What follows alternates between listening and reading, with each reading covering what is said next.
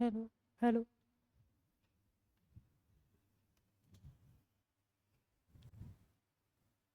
नमस्कार, राधे राधे। आप सभी का स्वागत है जीनियस कोचिंग क्लासेस की डेली करंट अफेयर की क्लास में।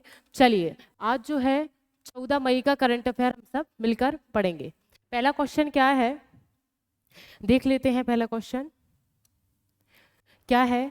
मई 2024 में भारत और फ्रांस के बीच सैन्य अभ्यास शक्ति का आयोजन कहाँ किया गया? और क्या है भाई, सैन्य अभ्यास का नाम क्या है? शक्ति। शक्ति सैन्य अभ्यास जो है वो किन किन देशों के बीच में हुआ है? वो दिख रहा है, भारत और फ्रांस के बीच। कौन सा अभ्यास हुआ है भाई? वो है शक्ति। तो वो भारत में कहाँ पर आयोजित हुआ है, ये आपसे पूछा गया है। इसके ऑप्शन जो है वो है, पहला मेघालय, पंजाब, उड़ीसा, राजस्थान। अगर किसी को आंसर पता है तो इसका आंसर जो है आप सभी कमेंट बॉक्स में दे। चलिए, इसका जो आंसर है वो है मेघालय। क्या है भाई? मेघालय इसका आंसर है। सैन्य अभ्यास आप सभी को पता है कि जो सैन्य अभ्यास होते हैं वो एक दूसरे की जो तकनीकी है उसको शेयर करने के लिए होते हैं। और कोई आपत्ति काल में अगर कोई ऐसी स्थिति आ जाती है कि वहां पर एक दूसरे की सेनाओं की आवश्यकता पड़ती है, तो उन एक दूसरे की जो है आवश्यकता पड़ती है तो एक दूसरे का सहयोग हम कर सकते हैं, इसलिए ये सैन्य अभ्यास किए जाते हैं। एक बार अगर जैसे भारत और फ्रांस के बीच में हो रहा है तो एक बार आयोजन इसका होगा भारत में और दूसरी बार आयोजन होगा फ्रांस में। तो इस बार जो है भारत में हो रहा है, और भारत में भी कहाँ पर? मेघालय में। चलिए, देख लेते हैं इसके बारे में, डिटेलिंग और पढ़ते हैं। भारतीय और फ्रांसीसी सेनाओं के बीच संयुक्त सैन्य अभ्यास शक्ति आयोजित हुआ। चलिए, कहाँ भाई? ये कहाँ पर? मेघालय में। कहाँ पर? उमरेई, मेघालय। मेघालय में एक जगह है उमरेई, वहां पर ये आयोजित हुआ। कब हुआ था भाई? 13 से 26 मई 2024 तक। 13 से 26 मई तक ये जो अभ्यास है वो आयोजित हुआ। और ये कौन सा संस्करण था? ये 7वां संस्करण ये आयोजित हुआ। भारतीय सेना और फ्रांसीसी सेना के बीच सैन्य अभ्यास एक द्विवर्षीय अभ्यास है जो 2011 में शुरू हुआ। ये जो अभ्यास है वो 2011 में स्टार्ट हुआ और ये 2 वर्षीय है, मतलब ये 2 वर्षों के लिए आयोजित होता है, मतलब 2 वर्षों के अंतराल में आयोजित होता है। चलिए, भारत फ्रांस के बीच होने वाले सैन्य अभ्यास, भाई ये तो एक हमने शक्ति अभ्यास पढ़ लिया, और भी भारत फ्रांस के बीच में जो अभ्यास होते हैं वो भी हम उनका नाम भी देख लेते हैं और इनको स्पेशल आप सभी याद रखेंगे। क्या है भाई? शक्ति, वरुण, गरुण और जो फ्रिंजेक्स जो है, गरुण हुआ, वरुण हुआ, शक्ति हुआ। भारत और फ्रांस के बीच ये संयुक्त सैन्य अभ्यास आयोजित होते हैं, इन सभी को आप याद रखें। देखिए, वरुण और गरुण तो आपको याद हो जाएंगे, ये सेम है। शक्ति हमने कर ही लिया, एक और बचता है फ्रिनेक्स, ये जो है आप याद कर लें। चलिए, अब हम कहाँ पर ये आयोजित हो रहा है? भारत में, मेघालय में। हम मेघालय के बारे में जो एक जो मूल रूप से चीजें होती हैं, मुख्यमंत्री हुए, वहाँ की कोई जो मूल चीजें हैं वो हम देख लेते हैं। तो मेघालय के सीएम, मुख्यमंत्री का नाम क्या है? कॉनरॉक संगमा। क्या नाम है? कॉनरॉक संगमा, इनको याद रखें। गवर्नर कौन है भाई? फागू चौहान। क्या नाम है? फागू चौहान। चलिए, अगला क्वेश्चन क्या है?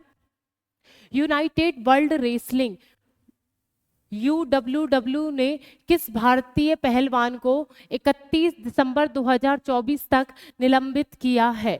इसके ऑप्शन जो है आपके सामने, सबिता पूनिया, बजरंग पूनिया, नीरज चोपड़ा, पंकज आडवाणी। बताइए, अगर किसी को इसका आंसर पता है तो बताइए। ये जो है इसका आंसर वो है बजरंग पूनिया। क्या है इसका आंसर? बजरंग पूनिया जी जो है वो अस्थायी रूप से निलंबित किए जा चुके हैं, और वो भी किसके द्वारा? यूनाइटेड वर्ल्ड रेसलिंग UWW जो है उसके द्वारा बजरंग पूनिया को अस्थायी रूप से निलंबित कर दिया है। चलिए, बजरंग पूनिया को UWW ने 31 दिसंबर 2024 तक निलंबित कर दिया है। भाई ये जो अभी दिसंबर तक, हमारा दिसंबर आने वाला है 2024 का, 31 दिसंबर तक ये निलंबित रहेंगे और आगे देखा जाएगा फिर वो क्या होता है, उनका जैसा भी निर्णय होता है। यह भी अस्थायी रूप से निलंबित हुए हैं। चलिए, बजरंग पूनिया द्वारा एंटी डोप टेस्ट के लिए अपना नमूना देने से इनकार करने के बाद नाडा ने 23 अप्रैल 2024 को बजरंग पूनिया को अस्थायी रूप से निलंबित कर दिया। ये कब किया भाई? 23 अप्रैल 2024 को, मतलब अभी अप्रैल में नाडा ने जो है इनको निलंबित किया है। और वो भी किस कारण से किया है? जब ये डोपिंग, मतलब ये जो नाडा है, आप पढ़ रहे होंगे, ये नाडा, ये क्या है? National anti doping agency. क्या नाम है नाडा का? फुल फॉर्म क्या है? National anti doping agency. इसका कार्य ये है कि जो भी कार्यक्रम होते हैं या नेशनल, राष्ट्रीय लेवल पर कोई खेल होते हैं, उसमें नशीले पदार्थ यूज ना किए जा रहे हों, उसकी जांच करता है। अगर नशीले पदार्थ उसका यूज किए जा रहा है, कोई खिलाड़ी उसको यूज करता है, फिर गेमों में अपना योगदान देता है, तो उस चीज को रोकते हैं, नशीले पदार्थों पर अपनी प्रतिक्रिया या जो है जांच करता है। ये क्या है भाई? नाडा। तो उसी ने जो है अप्रैल, कब भाई? 23 अप्रैल 2024 को बजरंग पूनिया को निलंबित कर दिया है। वो भी इस कारण कि उन्होंने ये जो है नमूना जो है उनको देना था, एक टेस्ट देना था, वो उसमें आ ही नहीं, या उन्होंने वो नमूना दिया ही नहीं, इसलिए उनको अस्थायी रूप से निलंबित कर दिया है। अब देख ली हमने, ये तो पढ़ ही लिया है, यूनाइटेड वर्ल्ड रेफरी, उसके द्वारा बजरंग पूनिया विश्व में नंबर 1 स्थान पर आने वाले 4 विश्व चैंपियनशिप पदक जीतने वाले पहले भारतीय पहलवान हैं। ये आप विशेष करके आप नोट डाल के अलग से लिख लीजिए। भारत के पहले पहलवान ऐसे हैं जो फर्स्ट नंबर पर आने वाले 4 विश्व चैंपियनशिप पदक जीत चुके हैं। चलिए, इन्होंने टोक्यो ओलंपिक 2020 में कांस्य पदक जीता था। कब भाई? 2020 का जो टोक्यो ओलंपिक जो है उसमें कांस्य पदक इन्होंने जीत लिया था। क्या नाम है? बजरंग पूनिया। चलिए, तीसरा क्वेश्चन क्या है? हाल ही में केके मिस्त्री को किस बैंक का नया चेयरमैन नियुक्त किया गया? इसके जो ऑप्शन है आपके सामने, PNB, SBI, PNB Punjab national bank, SBI, ICICI bank, HDFC bank. बताइए, इसका डायरेक्ट आंसर क्यों दिया है? एक मिनट रुकिएगा। हाँ, ये इसका क्वेश्चन, तो ये जो है आपके पास 4 ऑप्शन है और क्वेश्चन आपने पढ़ ही लिया है। बताइए, अगर किसी को इसका आंसर पता है तो बताइए। चलिए, इसका जो आंसर है वो है एचडीएफसी बैंक। एचडीएफसी बैंक ने जो है केके मिश्री को जो है नया चेयरमैन नियुक्त किया है। अब देख लिए, एचडीएफसी बैंक जो है उसका फुल फॉर्म हम बहुत बार पढ़ चुके हैं। आप सभी इसमें इसका जो फुल फॉर्म है एचडीएफसी का, वो आप कमेंट बॉक्स में इंकित करेंगे। चलिए, एचडीएफसी बैंक की जो स्थापना हुई 1994 1994 में इसकी स्थापना हुई और इसका जो मुख्यालय है वो मुंबई में है। सीईओ एमडी कौन है? शशिधर जगदीशन। क्या नाम है? शशिधर जगदीशन। इनको स्पेशल याद रखें, एक तो स्थापना को, मुख्यालय को, और जो सीईओ हैं उनको स्पेशल याद रखें। अब क्या है भाई, ये नोट डाउन करने वाली चीज है कि लक्षद्वीप में ब्रांच ओपन करने वाला पहला बैंक बना एचडीएफसी। लक्षद्वीप जो है वहां पर निजी बैंक जो स्थापित हुआ है पहला, वो कौन सा है? HDFC bank. ठीक है, लक्षद्वीप आप बहुत खबरों में रहा था कुछ समय पहले, आप सभी ने सुना होगा, न्यूज चैनल पे वही चल रहा था। मालदीव और लक्षद्वीप के बीच में एक जंग टाइप की छिड़ी हुई थी। ठीक है, तो आप सभी को पता होगा। और लक्षद्वीप की भाई सॉरी लक्षद्वीप की राजधानी क्या है? कवरत्ती। चलिए,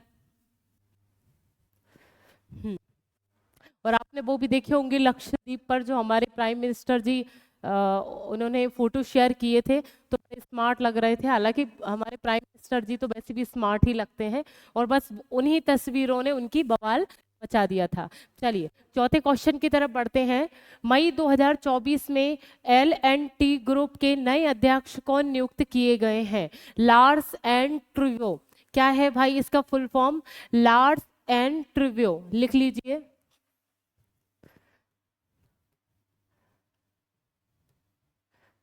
एंड ट्रिव्यो। तो भाई इसके नए अध्यक्ष कौन नियुक्त किए गए हैं? इसके जो ऑप्शन है, संजय कुमार, दूसरा ऑप्शन है आर शंकर रमन, तीसरा ऑप्शन है हीरालाल सामरिया, चौथा ऑप्शन है अरविंद पगवड़िया। बताइए, किसी को इसका आंसर पता है तो बताइए, ठीक है। और इसका जो आंसर है वो है आर शंकर रमन, ठीक है। इसके क्वेश्चन में भी थोड़े से वो लाइट हो रहा है, तो आप सबको इसका आंसर समझ में आ रहा होगा, कल से ये नहीं होगा, थोड़ा सा हो गया आज पीडीएफ में। चलिए, तो क्या है भाई, आर शंकर रमन जो है वो L&T ग्रुप जो है उसके अध्यक्ष नियुक्त किए गए हैं। चलिए, इसकी स्थापना देख लेते हैं। ये क्या है भाई, लार्स एंड ट्रूव्यू ने आर शंकर रमन को अध्यक्ष के रूप में पदोन्नत किया है। उनको ये इसी में थे, इसी कंपनी में थे, पर इनको पदोन्नत किया तो अध्यक्ष के रूप में इनको चयनित किया गया।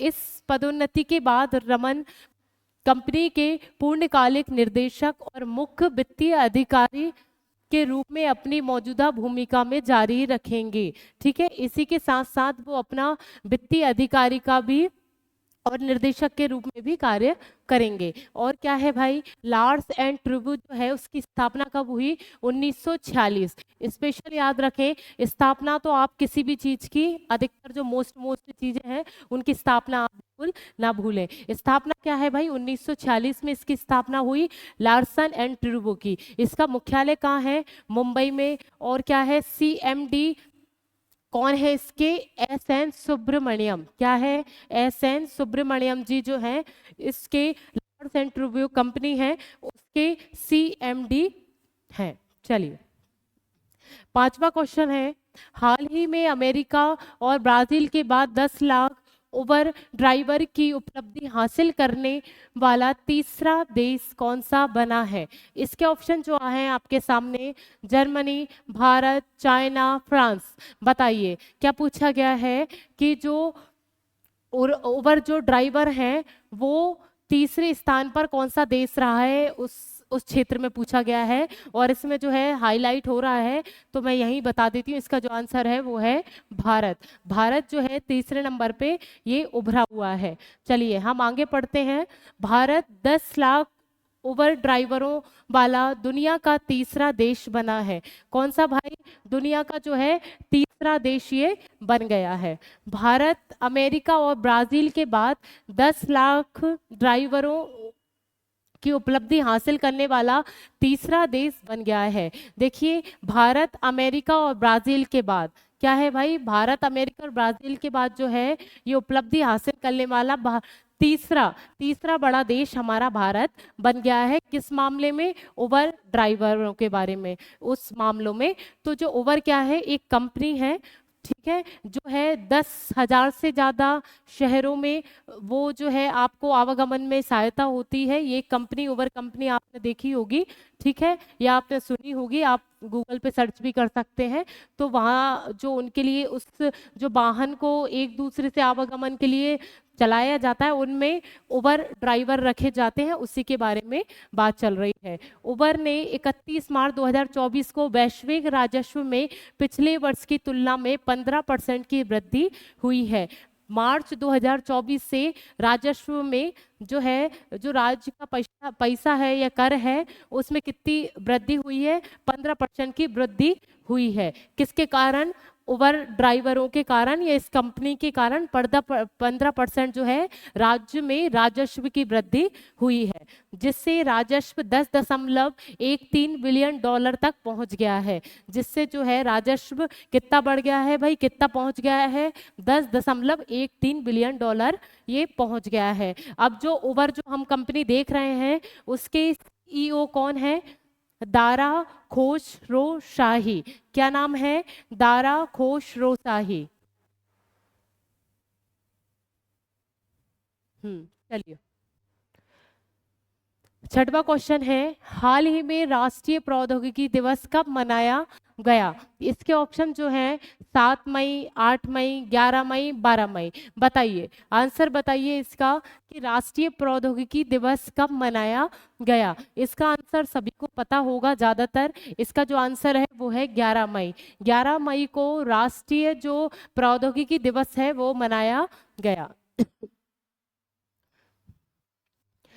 राष्ट्रीय प्रौद्योगिकी दिवस कब मनाया गया भाई? 11 मई को मनाया गया। प्रत्येक वर्ष 11 मई को 1998 में पोखरण में सफल परमाणु परीक्षण की याद में, ये भाई 11 मई को जो हम राष्ट्रीय प्रौद्योगिकी दिवस मनाते हैं वो हम कब की याद, हम उसको याद रखता है कब का, हम किस लिए हम मना रहे हैं कि 1999 में, सॉरी 98 में जो परमाणु परीक्षण हुआ था, परमाणु का जो परीक्षण किया गया था उसकी याद में हम 11 मई को हम ये दिवस मनाते हैं। क्योंकि 11 मई 1998 में सबसे पहले अटल बिहारी वाजपेयी जी की जब सरकार थी, उनकी ही सरकार के नेतृत्व में पोखरण राजस्थान में परमाणु परीक्षण किया गया था पहली बार। तो उसी की याद में हम 11 मई को राष्ट्रीय प्रौद्योगिकी दिवस मनाते हैं।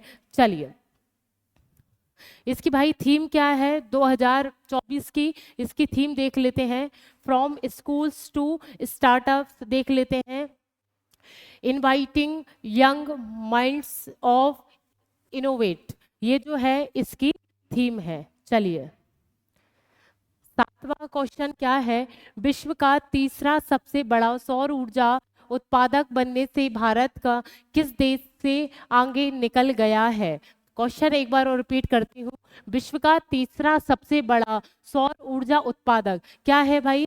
विश्व का सबसे बड़ा तीसरा सबसे बड़ा जो है सौर ऊर्जा उत्पादक जो है भारत किस देश को आगे निकल के बना है? इसके जो ऑप्शन हैं वो देख लेते हैं। चीन, अमेरिका, जापान, जर्मनी। बताइए क्या है इसका आंसर? इसका जो आंसर है वो है जापान। जापान इसका आंसर है। पहले जो है सौर ऊर्जा जो है उसके मामले में तीसरे नंबर पे आता था पूरे विश्व में जापान, पर उसको पछाड़कर भारत ने तीसरा स्थान ले लिया है और चौथे नंबर पे पहुंचा दिया है किसको? जापान को। वो भी किस मामले में? सौर ऊर्जा उत्पादक के मामले में जो है भारत तीसरे नंबर पर पहुंच चुका है। पहले नंबर पे भाई सौर ऊर्जा उत्पादक के रूप में सबसे पहले कौन है? फर्स्ट नंबर पे है चीन। फर्स्ट नंबर पे सौर ऊर्जा उत्पादक के क्षेत्र में है चीन। सेकंड नंबर है भाई अमेरिका। क्या है? अमेरिका। और जो तीसरा नंबर है वो हमारे भारत ने ले लिया है जापान को पीछे करके। तो क्या है भाई? भारत। और चौथे नंबर पे जो है वो है जापान, ठीक है। और फिफ्थ नंबर पे है जर्मनी। फिफ्थ नंबर पे कौन है? जर्मनी। पर स्पेशल याद रखना है फर्स्ट यानी चीन है पहले नंबर पे और तीसरे नंबर पे जो है हमारा भारत पहुंच गया है। चलिए जापान को पीछे छोड़ते हुए भारत बना विश्व का तीसरा सबसे अधिक सौर ऊर्जा उत्पादन देश, ठीक है। अभी हमने पढ़ लिया है। सौर ऊर्जा क्षमता में तेजी से वृद्धि के कारण भारत 2023 में तीसरा सबसे बड़ा सौर ऊर्जा उत्पादक देश बनकर उभरा है। यूनाइटेड किंगडम स्थित वैश्विक थिंक टैंक एम्बर द्वारा प्रकाशित 5वीं ग्लोबल इलेक्ट्रिसिटी रिव्यू रिपोर्ट में कहा गया कि भारत जो 2015 में विश्व में 9वें स्थान पर था, 2023 में जापान को पीछे छोड़कर तीसरे स्थान पर पहुंच गया है।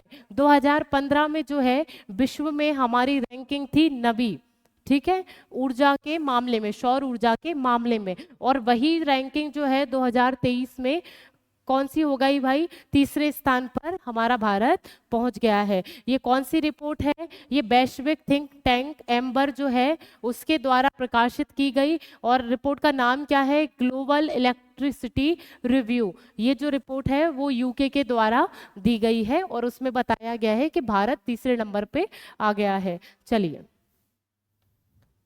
अब 8वां क्वेश्चन है वो देख लेते हैं। किस राज्य में वेस्ट नाइल बुखार की 5 मामलों की पुष्टि की है? इसके ऑप्शन जो हैं केरल, कर्नाटक, गुजरात, हरियाणा। बताइए क्या है इसका आंसर। इसका जो आंसर है वो दिख रहा है, वो है केरल। केरल में जो है वेस्ट नाइल जो है बुखार की 5 मामलों की पुष्टि हुई है। केरल सरकार के स्वास्थ्य विभाग ने राज्य की 3 जिलों में वेस्ट नाइल बुखार की 5 मामलों की पुष्टि की है। कौन सा बुखार है? नाइल बुखार, ठीक है, सॉरी, वेस्ट नाइल बुखार जो है वो केरल में 3 जो मामले हैं उनकी पुष्टि की गई है, 3 जिलों में उनकी पुष्टि की गई है। केरल स्वास्थ्य विभाग के मुताबिक कोझिकोड, मलप्पुरम और त्रिशूर जो है वो जिलों में वेस्ट नाइल बुखार के मामले में आगे हैं। केरल के स्वास्थ्य विभाग के अनुसार कौन कौन से क्षेत्र हैं, कौन कौन से शहर हैं? कोझिकोड, मलप्पुरम और त्रिशूर जो जिला है वो वेस्ट नाइल बुखार के मामले में आगे चल रहे हैं, वहां पर ज्यादा मरीज इनको दिख रहे हैं। चलिए आगे बढ़ते हैं। केरल में वेस्ट नाइल बुखार का पहला मामला 2011 में पाया गया। पहला मामला जो है केरल में कब देखा गया? वो 2011 में देखा गया। वेस्ट नाइल वायरस के कारण पहली मौत 2022 में, 11 में मामला देखा गया और 2022 में पहली मौत हो गई, जब त्रिशूर जिले में एक 47 वर्षीय व्यक्ति की वेस्ट नाइल वायरस के संक्रमण से मृत्यु हो गई। तो कहने का मतलब 2022 में किसी की मृत्यु हो गई होगी तो उसको दर्ज किया गया। वेस्ट नाइल वायरस बुखार क्या है ये देख लेते हैं। विश्व स्वास्थ्य संगठन WHO के अनुसार वेस्ट नाइल वायरस का पहला मामला 1937 में युगांडा के वेस्ट नाइल जिले में दर्ज किया गया था। वेस्ट नाइल जो हमने बुखार का नाम लिया है वो एक जिले का नाम है, वो भी कौन से, कहाँ के जिले का? युगांडा। और युगांडा कहाँ पर? अफ्रीका। अफ्रीका के एक जिला है, अफ्रीका की एक जगह है युगांडा, युगांडा में एक जिला है वेस्ट नाइल, वहाँ पर ये मामला देखा, ये बुखार देखा गया था और वहाँ की जो वेस्ट नाइल है उसी के नाम पर इस बुखार का नाम रख दिया गया, इसलिए इससे यह नाम दिया गया। 1953 में यह वायरस नील डेल्टा क्षेत्र में पक्षियों में पाया गया था। 1953 में जो है यह वायरस जो है कौन से पक्षी में पाया गया था? नील डेल्टा क्षेत्र में ये पाया गया था, ये पक्षी में ये पाया गया था। इसको आप अच्छे से नोट डाउन करें। चलिए, पक्षियों को वेस्ट नाइल वायरस का प्राकृतिक मेजबान माना गया है। ये प्राकृतिक जो है उत्पादक माने जा रहे हैं, ये पक्षी जो हैं इनका नाम है नील डेल्टा क्षेत्र। चलिए, नवा क्वेश्चन है, हाल ही में वायुसेना ने कहाँ ऑपरेशन बारबी बकेट चलाया है? इसके ऑप्शंस आपके सामने हैं, सिक्किम, हिमाचल प्रदेश, उत्तराखंड, लद्दाख। इसका जो आंसर है वो है उत्तराखंड। क्या है भाई इसका आंसर जो है? उत्तराखंड। आगे देख लेते हैं, भारतीय वायुसेना ने हाल ही में नैनीताल के पास जंगल की आग में से निपटने के लिए बारबी बाल्टी, क्या है भाई? बारबी बाल्टी से लैस अपने MI-17V5 हेलीकॉप्टर का उपयोग किया। किसने भाई? वायुसेना ने। वायुसेना ने जो है नैनीताल के पास, कहाँ पर? नैनीताल के पास जंगल में आग से निपटने के लिए किसका उपयोग किया? बारबी बाल्टी। बाल्टी जो है और उसमें एक हेलीकॉप्टर, बारबी जो बाल्टी है वो किससे युक्त थी? MI-17V5 हेलीकॉप्टर का इसमें प्रयोग किया गया। इसका उद्देश्य ये जो है, जंगलों में अगर आग लग जाती है तो जिसमें ये जो नाम है ये बाल्टी लिख रहा है तो उसमें पानी भरा जाता है और वहाँ पर जो आग लगी जाती है कि उसमें जितना पानी होगा उतनी आग भी उससे शांत हो जाएगी। तो इसकी, इस बाल्टी की जो कैपेसिटी है वो बहुत अच्छी है, ठीक है। तो ये इसका उपयोग कौन कर रही है? भारतीय वायु सेना। चलिए, जो चुनौतीपूर्ण इलाकों में हवाई अग्निशमन अभियानों की बहुमुखी प्रतिभा और प्रभावशीलता का प्रदर्शन करता है। चलिए आगे बढ़ते हैं। 1983 में शुरू की गई और कनाडाई डॉन आर्मी द्वारा आविष्कार किया। इसका जो आविष्कार हुआ वो भाई कहाँ पर? कनाडा में इसका आविष्कार किया गया था 1983 में, इसको नोट डाउन करें। और बारबी जो बाल्टी के हेलीकॉप्टर्स को विमान के नीचे बड़ी मात्रा में पानी ले जाने में सक्षम बनाई, हवाई अग्निशमन में क्रांति लाई है, ठीक है। ये जो हवाई जहाज़ों के द्वारा, हेलीकॉप्टरों के द्वारा जो पानी संग्रहित किया जाता है, और वो भी किसके लिए? जंगल में जो आग लगी होती है उसको बुझाने के लिए। तो उसमें एक ये तकनीकी यूज की गई है, वो भी कहाँ की गई है? कनाडा में ये तकनीकी पहले विकसित हुई थी 1983 में, और जो हमारे भारत में यूज की जा रही है, और ये बहुत लोकप्रिय हो रही है, जिसे भारत से जंगल में आग बुझाने का एक तेज और कुशल साधन उपलब्ध हुआ है। चलिए आगे बढ़ते हैं। देखिए अब क्या है, उत्तराखंड की बात चल रही थी, हमने नैनीताल की बात करी, तो उत्तराखंड जो है राज्य, उसके बारे में हम कुछ डिटेलिंग देख लेते हैं। तो क्या है, इसके सीएम क्या है? पुष्कर सिंह धामी। क्या है भाई? पुष्कर सिंह धामी इनके सीएम है इस राज्य के, उत्तराखंड राज्य के। राज्यपाल क्या है? Lieutenant general Gurmeet Singh. क्या नाम है? गुरमीत सिंह राज्यपाल है। राजधानी क्या है? देहरादून। और झील कौन सी है भाई? सात ताल, राक्षस ताल, नैनीताल और मालाताल। ये मोस्ट इंपॉर्टेंट क्वेश्चन है, आपको एक साथ इनकी सूची मिल रही है, तो आप इसको नोट डाउन करते जाएं। चलिए, नेशनल पार्क कौन कौन से हैं उत्तराखंड में? जिम कॉर्बेट राष्ट्रीय उद्यान, दूसरा है नंदा देवी राष्ट्रीय उद्यान, राजाजी राष्ट्रीय उद्यान, फूलों की घाटी राष्ट्रीय उद्यान, गंगोत्री राष्ट्रीय उद्यान, और दर्रा कौन से हैं? माझा, मांझा बर्रा और नीति दर्रा। चलिए, अब उत्तराखंड का जो है वो विधानसभा में यूसीसी बिल लाया गया, समान नागरिक संहिता, ठीक है, यूनिफॉर्म सिविल कोड जो है उत्तराखंड विधानसभा में ये बिल लाया गया।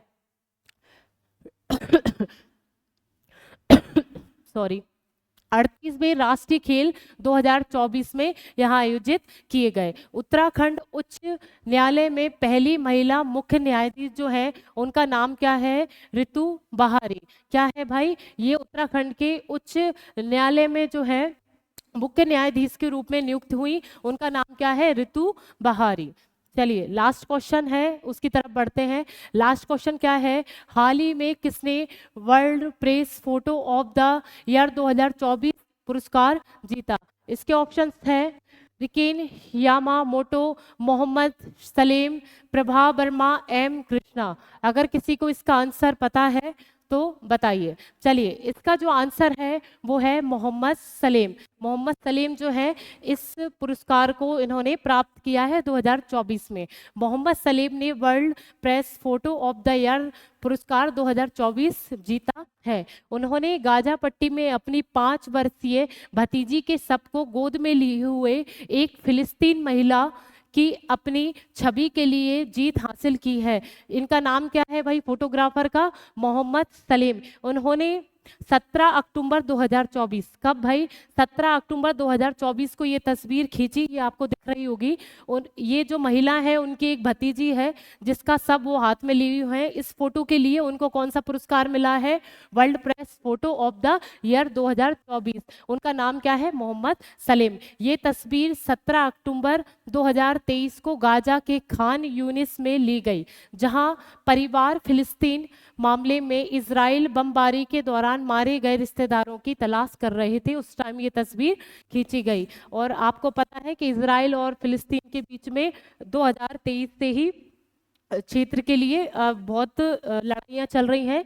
तो उसी की मुठभेड़ में जो है ये एक तस्वीर ली गई, और ये जो लड़ाई है वो 2023 से चल रही है। 7 अक्टूबर 2023 से ये लड़ाई स्टार्ट हुई है और अभी तक चली रही है। और ये फोटो के लिए उनको, किसको भाई? मोहम्मद सलीम को जो है world Press Photo of the Year 2024 पुरस्कार से सम्मानित किया गया है। ये लास्ट क्वेश्चन था।